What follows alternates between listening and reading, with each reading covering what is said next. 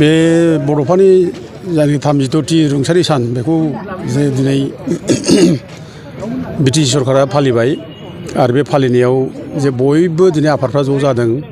आं गोबां आफादनि नेताफोरखौ लोगो मोन्दों आरो जोंनि सिनियर जायनाखि बड'लेण्ड मुभमेन्ट नेता दैदेनगिरिफोर बिसोर लोगो मोन्दों। आं जोबोद मोजां मोन्दों आरो बाख्नायदों।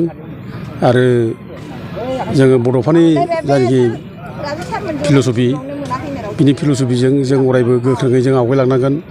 जों बिथांखौ जुदि बड'फा होननानै जों जुदि गनायबायब्ला बिनि आदर्श बिनि फिल'सफि जों बेखौ बावनो नाङा। बिथाङा बुंदोंमोन जे जोङो बर' हारिखौ गेरेमसा मोनसे हारि दानांगोन आरो बे गेरेमसा हारि दानायनि जायनाखि फिल'सफि बे फिल'सफिखौ लानानै जों बयबो खामानि मावनांगोन ज' ज'नो। जोंनि गेजेराव हयथ' गोबां डिफारेन्स दं, आफादफोर दं, राजनिथि डिफारेन्स दं जोंहा आरो गुबुन आफाद दं। जों जिखि आफादाव थालाया मानो जों ज' जानो हालायाखैबाबो थेवबो जों बड'फानि जायनाखि आदर्श प्रिन्सिपाल जों बेयाव बयबो गोख्रोङै जोङो मावनांगोन आरो बे प्रिन्सिपाल आदर्शजों जुदि मावलांब्लानो बर' जाथिखौ जों दावगाहोनो हागोन। जोङो फाराग दं होननानै जों गावजों गाव सानफ्रोमबो नांलायबाय थानायनि बाथ्रा गैया। जों माखासे जेनुइन पइन्टफ्राव जोङो थरख' जानो हागौ, थरख'खौ जों नांगौ। माखासे जाथिनि अलखदथामाव जोंनि मावनायफ्राव माबा गोरोन्थि जादोंब्ला बेखौ आसि खोन्थाना बुंनो हागौ, बुंलायथों आरो जोंबो सोरखौबा बुंनो हागौ, जोंबो बुंलायगोन। खिन्थु बे नङा जे गोरोन्थिफोरखौ बुंलायनो थाखाय जों गावजों गाव बिराद दायनिगिरि जालायनाय, गावजों गाव सुथुर भाब लालायनाय बे जानो नाङा। जों मोनसे सलिउसनाव फैयो जोंहा क्रिटिसिजम खालामलायब्ला। बेखायनो आङो बयबो बर'नि दैदेनगिरि बर'नि आफादफोरखौ खावलायो दिनै बे गोथार मे दिनाव दुखुनि सानाव बड'फानि रुंसारि जानाय सानाव जोङो बयबो जाहाथे डेडिकेट जायो, जाहाथे बयबो गोख्रों जायो। जों बड'फानि फिल'सफिजों जों आवगायगोन। जों बिनि फिल'सफिनि प्रिन्सिपालनि बाहेरा जों खुनुदिन थाङा। बिहा जों जा बोसोन होदों बे बोसोनखौ लानानै थै-थां जारिनि थाखाय हारिनि थाखाय जों मावलांगोन। हारिया देरसिन, जोंनि राजखान्थि हान्जाया देरसिन नङा, जोंनि आफादफ्रा देरसिन नङा।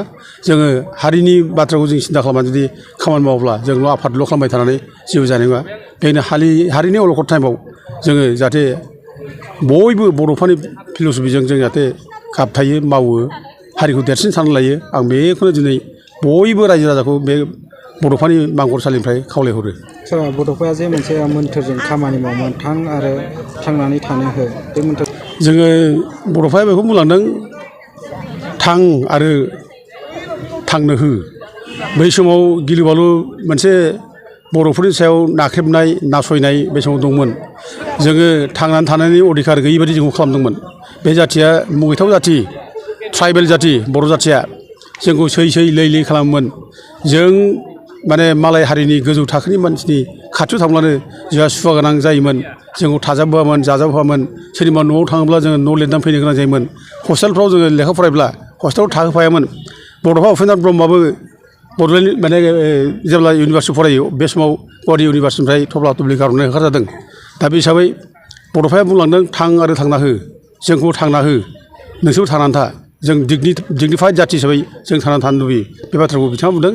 आरो जों डिगनिफाइड जाथि हिसाबै थांनानै थानो जुदि लुबैदोंब्ला जोङो आलादा बड'लेण्ड रायजोखौ जोङो मोननांगोन आरो आलादा बड'लेण्ड रायजो मोनाब्ला जों डिगनिफाइड जाथि हिसाबै थांनानै थानो हानाय नङा।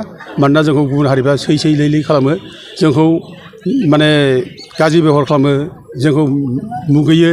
बेनिखायनो जोङो बिसोरजों एखेलगे जों थांनानै थानो हानाय नङा।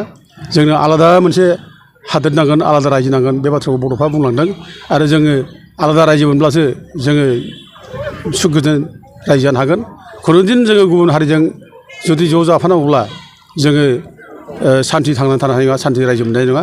बेनिखायनो जों आसामनिफ्राय बुखावनानै आसामखौ गावहोनानै जोङो आलादा बड'लेण्ड रायजो नांगौ। बेनिखायनो बुंदों नोंसोरबो थांनानै था, जोंबो थांनो हो। बे बाथ्राखौ बड'फाया बुंदों। Divide Assam 50-50, do for Bodoland, डाइ फर बड'लेण्ड। बे बाथ्राखौ बड'फाया बुंलांदों। आरो बे मोन्थोरजोंनो दिनै जोङो बर'फ्रा बयबो आवगायनांगौ, बयखौबो थांनानै थानो हो, जोंबो थांनानै थागोन। बे बाथ्राखौ जोङो दाबो बे स्ल'गानखौ लानानै जों बुङो। आरो बे स्ल'गानजोंनो जों बेखौनो बुंनो लुबैदों जे जोंनि गेजेराव जुदि सोरबा दङब्ला गुबुन हारिफोर गोदोनिफ्राय रायजो जाबोनाय बेफोर थाथों, जोंजों लोगोसे थाफागोन बिसोरबो, जों बेखौ बुङो। खिन्थु जोंखौ थांनानै थानायाव जाहाथे हेंथा होआ, जोंखौ मुगैया, जोंखौ नेवसिया, जोंखौ सै लै खालामा, जोंनि हा हु जाहाथे सेया, जोंनि अधिकारखौ जाहाथे सेया। बेनि थाखाय जोङो बेखौनो बुंदों बड'फाया थां आरो थांनो हो बे बाथ्राखौ बुंदों। आरो जों बे मोन्थोरजों जों बयबो बर'फ्रा आवगायलांनांगोन।